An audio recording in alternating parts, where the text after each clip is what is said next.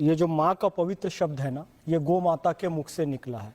वही माँ कहीं अम्मा हुआ, कहीं मम्मा हुआ, कहीं मदर हुआ, कहीं मैरी हुआ, कहीं माई हुआ, कहीं आई हुआ।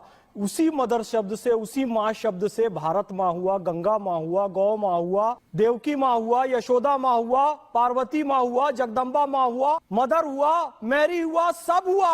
आमना माँ हुआ, त्रिशला माँ हुआ, गौतमी माँ हुआ। ये शब्द गौ माता के मुख से निकला है। जो गौ माता सबको प्राण देने वाली है, उस गौ माता की गौशाला के लिए यह कहना कि उनके गोबर और गोमूत्र से बदबू आती है, गौशाला से बदबू आती है, तो यदुवंशी कोई ऐसा कहे तो मैं यही कहना चाहूंगा कि जब नाश मनुज पर छाता है, पहले विवेक मर जाता है। सुनिए, सनातन के जो 16 संस्कार हैं, गर्भधारण, पुंसवन, सीमांतोनयन, जातकर्म, नामकरण, निष्क्रमण, अन्नप्राशन, चूड़ाकर्म, कर्णवेदन, विद्यारंभ, उपनयन, वेदारंभ, केशांत, समावर्तन, विवाह और अंत्येष्टि, इन सब में पंचगव्य की आवश्यकता पड़ती है। यानी गौ माता का दूध, दही, घी, गोबर, गोमूत्र, इसके बिना अंत्येष्टि भी नहीं हो सकती और इसके बिना गर्भधारण संस्कार भी नहीं हो सकता। ये सनातन कहता है। गावो विश्वस्य मातरा, गाय विश्व की माता है। गावा स्वर्गस्य सोपानम, गाय स्वर्ग की सीढ़ी। और आइए, पैगंबर हजरत मोहम्मद सल्लल्लाहु अलैहि वसल्लम ने फरमाया, गाय का दूध शिफा है, गाय का घी दवा है और इसका मांस बीमारी है।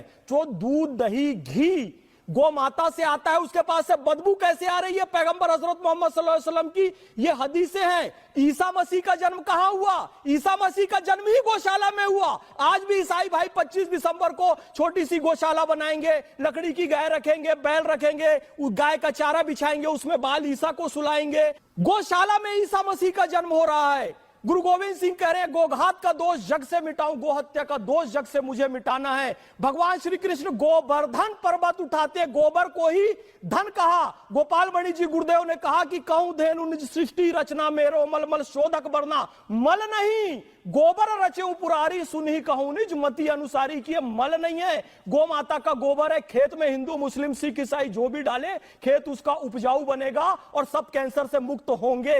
हिंदू, मुस्लिम, सिख, ईसाई कोई भी हो, सब अपना घर गोबर से लीपते हैं। गांव में दीवारें गोबर से बनाते हैं, रसोई को गोबर से लीपते हैं, फूड पॉइजनिंग ना हो तो। ये गौ माता का गोबर बदबूदार नहीं है, ये सुगंध वाला है, सबको बीमारियों से बचाने वाला है। इसलिए कोई यहां पर दावा, पूरे विश्व का किसान दावा कर दे, पूरे विश्व का किसान दावा कर दे, गोबर सर्वश्रेष्ठ खाद है कि नहीं है, सर्वश्रेष्ठ ईंधन है कि नहीं है? है। उसके बाद क्यों? भारतीय संस्कृति का गोत्र गौ माता से आया। शहरों के नाम आप देखिए, गोवा, गोरखपुर, गोकुल, गोपालपुर, ग्वालियर, ग्वालों का नगर, सब गाय से आया। समय का मानक गोधुली बेला गाय से आया। यहां तक कि संबंधों का मानक दुहित्री, जो घर में दूध दोहने का काम करे, बेटी दुहित्री, उसे ही पुत्री कहा गया। हर चीज भारत की संस्कृति। और ऑक्सफोर्ड यूनिवर्सिटी नंदी बाबा से आया। कोपनहेगन की पुरानी स्पेलिंग देखिए, काऊ से बनी है। आप विश्व में कहीं चले जाइए, किसी वो गौ माता से ही है। और जो भगवान श्री कृष्ण गौ का महत्व बता रहे हैं, उनके वंश का एक व्यक्ति ऐश्वर भाई कलयुग में आकर यह कहे